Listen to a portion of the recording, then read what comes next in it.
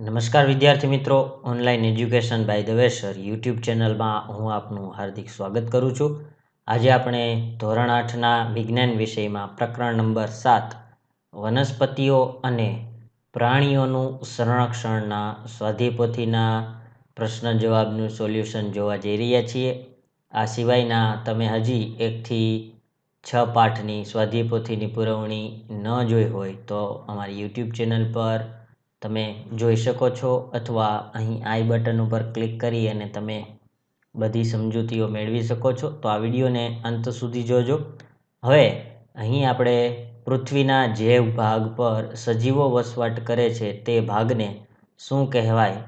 જવાબ એ, નીચેના પૈકી કયો પચમઢી જૈવાવરણ આરક્ષિત વિસ્તારમાં નથી?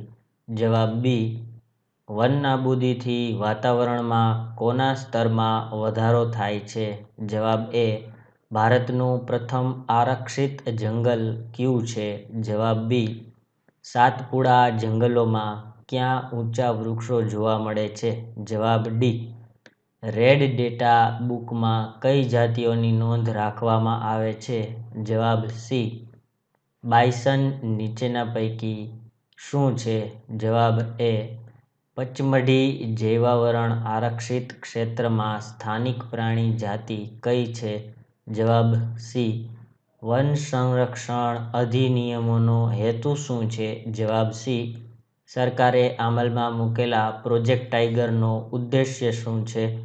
જવાબ સી, વનસ્પતિ અને પ્રાણીઓની કોઈ એક જ ક્ષેત્રમાં વિશિષ્ટ રૂપે જોવા મળતી અને અન્ય વિસ્તારોમાં પ્રાકૃતિક રૂપે જોવા ન મળતી જાતિને શું કહે છે? જવાબ બી. ત્યારબાદ આગળ જોઈએ તો પ્રશ્ન નંબર 2, નીચેના પ્રશ્નોના માત્ર ઉત્તર લખો. જેમાં આપણે જોઈએ, કયા ક્ષેત્રની વનસ્પતિઓ અને પ્રાણીઓ ઉપરી હિમાલયની શૃંખલાઓ અને નીચાણવાળા પશ્ચિમ ઘાટ વિસ્તારની વનસ્પતિઓ અને પ્રાણીઓને સમાન છે? પંચમઢી જૈવાવરણ. ત્યારબાદ વન્ય પ્રાણીઓ માટે સ્વતંત્ર રૂપે નિવાસ અને પ્રાકૃતિક સ્ત્રોતોનો ઉપયોગ કરી શકે તેવા આરક્ષિત ક્ષેત્રને શું કહે છે? રાષ્ટ્રીય ઉદ્યાન. પંચમઢી જૈવાવરણ આરક્ષિત વિસ્તાર કયા રાજ્યની ઓળખ છે? મધ્યપ્રદેશ. કયા જંગલમાં ઉચ્ચ પ્રકારના સાગ જોવા મળે છે? સાતપુડા. ઉડીને દૂરના અંતરની લાંબી યાત્રા કરતા પક્ષીઓને શું કહે છે? પ્રવાસી પક્ષી.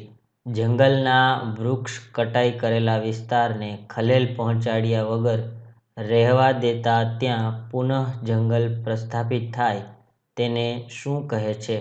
કુદરતી વનીકરણ. ત્યારબાદ પ્રશ્ન નંબર 3 જોઈએ, જેની અંદર નીચેના પ્રશ્નોના એક વાક્યમાં ઉત્તર લખો. રેડ ડેટા બુક એટલે શું? રેડ ડેટા બુક એટલે નાશ પ્રાપ્ત જાતિઓનો રેકોર્ડ રાખતી બુક. કોઈ બે અભયારણ્ય અને રાષ્ટ્રીય ઉદ્યાનના નામ લખો. અભયારણ્યની અંદર ભરતપુર અભયારણ્ય, લોકચાવ વાઇલ્ડલાઇફ અભયારણ્ય. રાષ્ટ્રીય ઉદ્યાનની અંદર કાંજીરંગા રાષ્ટ્રીય ઉદ્યાન અને સાતપુડા રાષ્ટ્રીય ઉદ્યાન. વન નાબૂદીનો અર્થ શું છે? વન નાબૂદીનો અર્થ વનના વૃક્ષોનો નાશ કરીને પ્રાપ્ત જમીનનો અન્ય કાર્ય માટે ઉપયોગ. કુદરતી વન નાબૂદીના કારણો કયા છે? કુદરતી આગ અને ભયંકર દુષ્કાળ. અભયારણ્ય શું છે? પ્રાણીઓ તેમજ તેમના નિવાસ કોઈપણ ખલેલથી સુરક્ષિત હોય તેવા વિસ્તારને અભયારણ્ય કહે છે. શા માટે કાર્બન ડાયોક્સાઇડના વધારાથી ગ્લોબલ વોર્મિંગ થાય છે? કારણ કે કાર્બન ડાયોક્સાઇડ પૃથ્વી દ્વારા પરાવર્તીય ઉષ્મીય કિરણોને શોષી લે છે. જૈવ વિવિધતાનો અર્થ શું છે? પૃથ્વી પર જોવા મળતા વિવિધ સજીવો, તેમની વચ્ચેના આંતરસંબંધો અને તેઓના પર્યાવરણ સાથેના સંબંધો. જૈવાવરણ આરક્ષિત વિસ્તાર એટલે શું? જૈવાવરણ આરક્ષિત વિસ્તાર એટલે વન્યજીવો અને તે વિસ્તારના આદિવાસીઓના જીવન નિર્વાહ માટે વિશાળ સુરક્ષિત વિસ્તાર. ત્યારબાદ પ્રશ્ન નંબર 9, જાતિ એ કેવા સજીવોની વનસ્પતિનો સમૂહ છે? જાતિ એ એકબીજા સાથે આંતરપ્રજનન કરી શકે એવા સજીવોની વસ્તીનો સમૂહ છે. અભયારણ્યમાં શાના પર સંપૂર્ણ પ્રતિબંધ છે? પ્રાણીઓને પકડવા પર તેમજ તેમના શિકાર પર સંપૂર્ણ પ્રતિબંધ છે. પચમઢી જૈવાવરણ આરક્ષિત વિસ્તારમાં આવેલા 2 વન્ય પ્રાણી અભયારણ્યોના નામ આપો. બોરી અને પંચમઢી. ત્યારબાદ પચમઢી આરક્ષિત વિસ્તારની વનસ્પતિ સૃષ્ટિ જણાવો. સાલ, સાગ, જંગલી આંબો, જાંબુ, હંસરાજ, અર્જુન વગેરે. પચમઢી આરક્ષિત વિસ્તારની પ્રાણી સૃષ્ટિના કેટલાક પ્રાણીઓના નામ આપો. ચિંકારા, નીલગાય, ભસ્તુ હરણ, ચિત્તલ, દીપડો, વરુ, જંગલી કૂતરો. સ્થાનિક જાતિઓ કોને કહે છે? કોઈ એક જ ક્ષેત્રમાં વિશિષ્ટ રૂપે જોવા મળતી વનસ્પતિઓ, પ્રાણીઓ જે અન્ય વિસ્તારમાં જોવા મળતા નથી તેને સ્થાનિક જાતિઓ કહે છે. પ્રોજેક્ટ ટાઈગર શું છે? સરકાર દ્વારા વાઘના સંરક્ષણ દ્વારા વાઘની વસ્તીની જાણકારી કરવાની યોજના અમલમાં મૂકી છે તેને પ્રોજેક્ટ ટાઈગર કહે છે. નાશપ્રાય જાતિ કોને કહે છે? જે જાતિના સજીવોની સંખ્યા એક નિર્ધારિત સીમાથી ઓછી થઈ હોય અને લુપ્ત થઈ શકે તેને નાશપ્રાય જાતિ કહે છે. ભારતમાં વન સંરક્ષણ અધિનિયમ શા માટે છે? પ્રાકૃતિક વનોની જાળવણી અને સંરક્ષણ માટે. વિદ્યાર્થી મિત્રો, વિડીયો ગમતો હોય તો લાઈક અને કમેન્ટ જરૂરથી કરજો. હવે પ્રશ્ન નંબર 4 જોઈએ કે જેની અંદર નીચેના પ્રશ્નોના ટૂંકમાં ઉત્તર લખો. જેમાં પહેલો પ્રશ્ન આપણે જૈવ વિવિધતાનું સંરક્ષણ શા માટે કરવું જોઈએ? સજીવ જાતિને લુપ્ત થતી અટકાવવા, નિવસન તંત્રની આહાર ઝાડ જાળવી રાખવા, વન નાબૂદીના કારણો અને તેની અસરો જણાવો. કારણો: ખેતીવાડી માટે જમીનની જરૂરિયાત, રહેઠાણ અને કારખાના માટે જમીનની જરૂરિયાત, બળતણ અને ફર્નિચર માટે લાકડાનો અમર્યાદિત ઉપયોગ. હવે તેની અસરો જોઈએ. વાતાવરણમાં કાર્બન ડાયોક્સાઇડનો વધારો, પૃથ્વીના તાપમાન અને પ્રદૂષણમાં વધારો, વરસાદ અને જમીનની ફળદ્રુપતામાં ઘટાડો. ત્યારબાદ ત્રીજો પ્રશ્ન જોઈએ. વન નાબૂદીથી કેવી રીતે વરસાદમાં ઘટાડો થાય છે? વન નાબૂદીથી વનસ્પતિઓ વડે પાણીનું શોષણ, બાષ્પોત્સર્જન બંધ થતું જાય છે.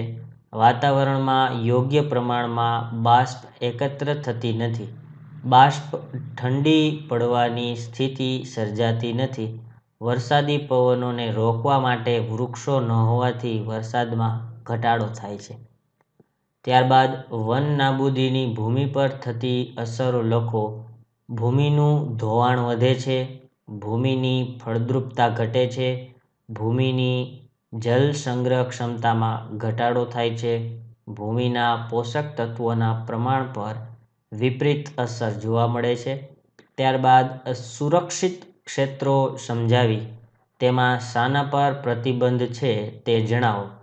વનસ્પતિઓ અને પ્રાણીઓના સંરક્ષણ માટે તેમના કુદરતી નિવાસોને સુરક્ષિત ક્ષેત્રો જાહેર કરવામાં આવ્યા છે.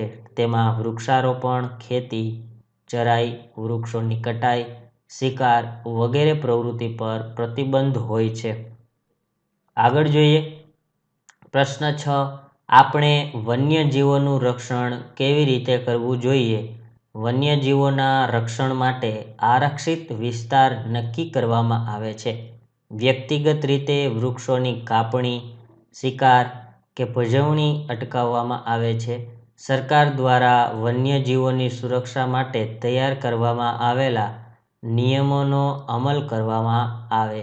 જંગલોની આસપાસ રહેતા લોકો વન્યજીવોની સુરક્ષાને ધ્યાનમાં રાખી તેમની જરૂરિયાતો પૂરી કરે. પ્રશ્ન નંબર 7 જોઈએ.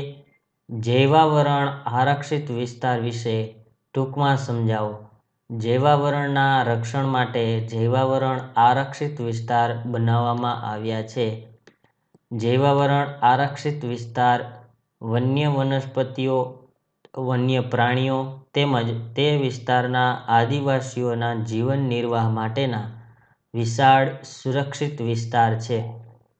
વિસ્તારની જૈવ વિવિધતા અને સંસ્કૃતિને જાળવી રાખવામાં જૈવાવરણ આરક્ષિત વિસ્તાર સહાયક છે. ત્યારબાદ 8મો પ્રશ્ન, વન્ય પ્રાણી અભયારણ્ય એટલે શું? ભારતીય અભયારણ્યોમાં કયા વિસ્તારો છે? વન્ય પ્રાણી અભયારણ્ય વન્ય પ્રાણીઓ સુરક્ષિત તેમજ સંરક્ષિત રહે તેવા કેટલાક વિસ્તારો છે. ભારતીય અભયારણ્યોમાં મોટા જંગલો, પહાડો, જંગલો, મોટી નદીઓના મુખ ત્રિકોણ પ્રદેશની જાળીવાળી જમીન છે. હવે પ્રશ્ન 9, કયા પ્રાણીઓનો લુપ્ત થવાનો ભય વધારે છે?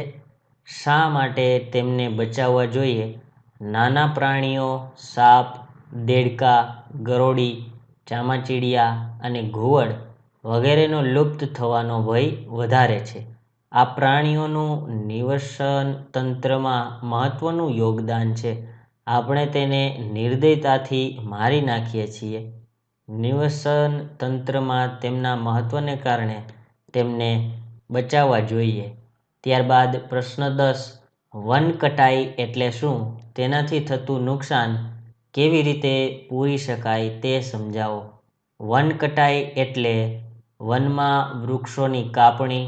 વન કટાઈથી થતું નુકસાન પુનઃવનીકરણથી પૂરી શકાય. પુનઃવનીકરણમાં વૃક્ષોની ઘટ પૂરી કરવા નવા વૃક્ષોની રોપણી કરવામાં આવે છે. જંગલમાં જે જાતિના વૃક્ષો કપાયા હોય તે જાતિના વૃક્ષો રોપવામાં આવે છે. આપણે જેટલા વૃક્ષો કાપીએ છીએ ઓછામાં ઓછા તેટલા વૃક્ષો ઉછેરવા જોઈએ. શહેરના રસ્તાની બંને બાજુ પડતર જમીન પર વૃક્ષારોપણ કરી હરિયાળી સંપત્તિ ઊભી કરી શકાય છે.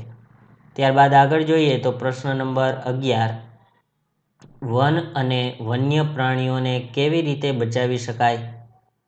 વ્યક્તિગત પ્રયત્નો અને સમાજના પ્રયત્નોથી બચાવી શકાય. વન અને વન્ય પ્રાણીઓના સંરક્ષણ માટે સરકારી સંસ્થાઓ કાર્યરત છે. સરકાર તેમની સુરક્ષા અને સંરક્ષણ હેતુ માટે નિયમ અને યોજનાઓ બનાવે છે. જૈવ વિવિધતા ધરાવતા વિવિધ ક્ષેત્રોને સુરક્ષિત ક્ષેત્રો જાહેર કરવામાં આવ્યા છે. અભયારણ્યોમાં પ્રાણીઓ અને તેઓના નિવાસ ખલેલથી સુરક્ષિત હોય છે. ત્યારબાદ આગળ જોઈએ તો હવે પ્રશ્ન 5, વૈજ્ઞાનિક કારણો આપી સમજાવો. જેમાં પહેલું છે, વન નાબૂદીથી ગ્લોબલ વોર્મિંગ થાય છે. ગ્લોબલ વોર્મિંગ એટલે પૃથ્વીના તાપમાનમાં વધારો થવો. વન નાબૂદીથી પૃથ્વી પરના વૃક્ષો ઓછા થાય છે. વૃક્ષો ઓછા થવાથી પ્રકાશ સંશ્લેષણ ઘટે છે. કાર્બન ડાયોક્સાઇડનો ઉપયોગ ઓછો થાય છે. વાતાવરણમાં કાર્બન ડાયોક્સાઇડની માત્રા વધતા તાપમાનમાં વધારો થાય છે. ત્યારબાદ બીજું જોઈએ, પ્રોજેક્ટ ટાઇગર દ્વારા વાઘની સંખ્યામાં વધારો થઈ રહ્યો છે. જોઈએ જવાબ તેનો. વાઘ જંગલોમાંથી નાશ પામી રહી હોય તેવી જાતિઓમાંની એક હતી. સરકારે વાઘના સંરક્ષણ માટે પ્રોજેક્ટ ટાઇગર અમલમાં મૂક્યો છે. આ પ્રોજેક્ટનો ઉદ્દેશ્ય વાઘના જીવન અને વાઘની વસ્તી જાળવણી કરવાનો છે. પ્રોજેક્ટ ટાઇગર દ્વારા વાઘને સુરક્ષિત પ્રાણી જાહેર કરી તેના શિકાર પર પ્રતિબંધ મૂકવામાં આવ્યો છે. ત્યારબાદ ત્રીજો પ્રશ્ન જોઈએ, કાગળનું રિસાયકલ કરવું જોઈએ. 1 ટન કાગળ પ્રાપ્ત કરવા 17 પૂર્ણ વિકસિત વૃક્ષોને કાપવામાં આવે છે. કાગળની બચતથી કપાતા વૃક્ષોની સંખ્યા ઓછી કરી શકાય છે.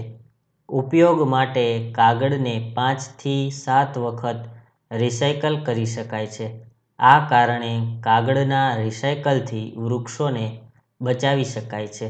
ત્યારબાદ પ્રશ્ન નંબર 6, તફાવતના 2 મુદ્દા લખો. વન્ય પ્રાણી અભયારણ્ય, જૈવ વરણ આરક્ષિત વિસ્તાર. વિદ્યાર્થી મિત્રો, વિડીયો ગમે તો લાઈક અને કમેન્ટ જરૂરથી કરજો. જોઈએ પહેલો મુદ્દો. વન્ય પ્રાણીઓને સુરક્ષિત રાખવા માટેના વિસ્તારને વન્ય પ્રાણી અભયારણ્ય કહે છે.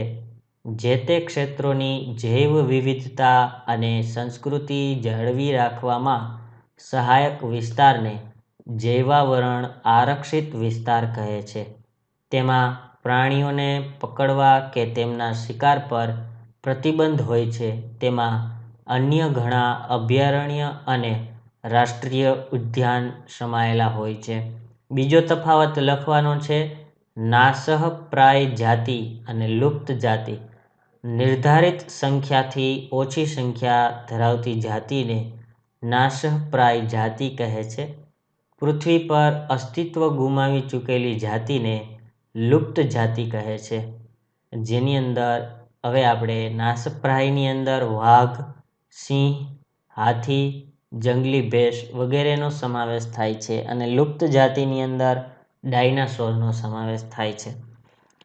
પ્રશ્ન નંબર 7 જોઈએ. નીચેના વિધાનો ખરા છે કે ખોટા તેની સામે નિશાની કરવાની છે. કુદરતી વનનાબૂદીના કારણ વરસાદ અને ભયંકર દુષ્કાળ છે. ખોટું. વનનાબૂદીથી પ્રાકૃતિક સંતુલન ખોરવાય છે. વૃક્ષોની માત્રા ઘટવાને કારણે ભૂમિનું ધોવાણ વધે છે અને ફળદ્રુપતા ઘટે છે. પચમઢી જૈવાવરણ આરક્ષિત ક્ષેત્રમાં ભારતીય વિશાળ ખિસકોલી આવવાથી ઉડતી ખિસકોલીના અસ્તિત્વને જોખમ થયું છે. ખોટું. ત્યારબાદ 5મું જોઈએ. એક જ જાતિના સભ્યો સામાન્ય લક્ષણો ધરાવે છે અને પ્રજનનક્ષમ સંતતિનું નિર્માણ કરી શકે છે. સાચું. સાતપુડા રાષ્ટ્રીય ઉદ્યાન ભારતનું તૃતીય આરક્ષિત જંગલ છે. ખોટું. સજીવોના કુદરતી નિવાસમાં ખલેલ ઊભી થવાથી તેમના અસ્તિત્વ સામે ખતરો ઊભો થાય છે. સાચું. 1 ટન કાગળ મેળવવા માટે 5 થી 7 પૂર્વ નિર્ધારિત વૃક્ષોને કાપવામાં આવે છે. ખોટું. ત્યારબાદ હવે આપણે પ્રશ્ન નંબર 8 જોઈએ. ખાલી જગ્યા પૂરો. એકબીજા સાથે આંતરપ્રજનન કરવા સક્ષમ સજીવોની વસ્તીનો સમૂહ જાતિથી ઓળખાય છે. જૈવ આરક્ષિત વિસ્તારમાં પ્રાણીઓ તેમજ તેમના નિવાસ કોઈપણ પ્રકારની ખલેલથી સુરક્ષિત હોય છે. કોઈપણ ક્ષેત્રમાં જોવા મળતી વનસ્પતિઓ, પ્રાણીઓ અને સૂક્ષ્મજીવોની વિભિન્ન જાતિઓ એટલે જૈવ વિવિધતા. કાર્બન ડાયોક્સાઇડ પૃથ્વી દ્વારા પરાવર્તિત ગરમીને શોષી લે છે. જે પ્રાણીઓ લુપ્ત થઈ શકે છે તેવા પ્રાણીઓની જાતિને નાશપ્રાય કહે છે. કાગળનો ઉપયોગ માટે 5 થી 7 વખત રિસાયકલ કરી શકાય છે. પુનઃ વનીકરણ દ્વારા કાપવામાં આવેલા વૃક્ષોની ઘટ પૂરી કરી શકાય છે. હવે પ્રશ્ન નંબર 9 જોઈએ. જોડકા જોડો. તેની અંદર પહેલામાં કાંજીરંગામાં જવાબ બી, ગ્રેટ નિકોબારમાં જવાબ સી, લોકચાવ જવાબ ડી, પશ્ચિમ ઘાટ જવાબ ઈ. બીજું જોડકું જોઈએ તો એની અંદર અભયારણ્ય જવાબ સી, રાષ્ટ્રીય ઉદ્યાન જવાબ એ, પ્રાણી સંગ્રહાલય જવાબ ડી, જૈવાવરણ જવાબ બી. હવે ત્યારબાદ આગળ જોઈએ તો શું આવે છે, નીચેના પ્રશ્નોના મુદ્દાસર ઉત્તર લખો. તો તે આપણે જોતા જઈએ અને જવાબ જોઈએ. વન નાબૂદીના પરિણામો જણાવો. વાતાવરણમાં કાર્બન ડાયોક્સાઇડના સ્તરમાં વધારો થયો છે. પૃથ્વીના તાપમાનમાં વધારો થયો છે. વરસાદમાં ઘટાડો અને દુષ્કાળ આવે છે. ભૂમિનું ધોવાણ વધે અને ફળદ્રુપતા ઘટે છે. ફળદ્રુપ ભૂમિ રણમાં ફેરવાય છે. ભૂમિની જલ સંગ્રહ ક્ષમતામાં ઘટાડો થાય છે. ભૂમિના પોષક તત્વોમાં ઘટાડો થાય છે. વન્ય પ્રાણીઓના નિવાસો દૂર થતાં તેમનું અસ્તિત્વ ભયમાં મુકાય છે. ત્યારબાદ બીજો પ્રશ્ન જોઈએ. પચમઢી જૈવાવરણ આરક્ષિત વિસ્તાર સમજાવો. પચમઢી જૈવાવરણ આરક્ષિત વિસ્તારમાં સાતપુડા નામનો એક રાષ્ટ્રીય ઉદ્યાન તેમજ ચોરી તથા પંચમઢી નામના 2 વન્ય પ્રાણી અભયારણ્ય આવેલા છે. પંચમઢી આરક્ષિત વિસ્તારની વનસ્પતિ સૃષ્ટિ જેમ કે સાલ, સાગ, આંબો, જાંબુ, હંસરાજ, અર્જુન. પંચમઢી આરક્ષિત વિસ્તારની પ્રાણી સૃષ્ટિમાં ચિકારા, નીલગાય, બાર્કિંગ હરણ, ચિત્તલ, દીપડો, જંગલી કૂતરો, વરુ વગેરે આવે છે. પંચમઢી સ્થાનિક જાતિઓની અંદર સાલ અને જંગલી આંબો, જંગલી બળદ અને ઉડતી ખિસકોલીનો સમાવેશ થાય છે. વિદ્યાર્થી મિત્રો, અહીં આપણે ધોરણ 8ના વિજ્ઞાન વિષયના પ્રકરણ નંબર 7નો સ્વાધ્યાય પોથીનું સંપૂર્ણ સોલ્યુશન પૂર્ણ કરીએ છીએ. આ સેમેસ્ટરના તમામ પાઠના સોલ્યુશન સ્વાધ્યાય પોથીના અમારી યુટ્યુબ ચેનલ પર તમને ટૂંક જ સમયમાં ઉપલબ્ધ થવાના છે. તો અમારી યુટ્યુબ ચેનલ સાથે જોડાયેલા રહેજો. આવજો વિદ્યાર્થી મિત્રો.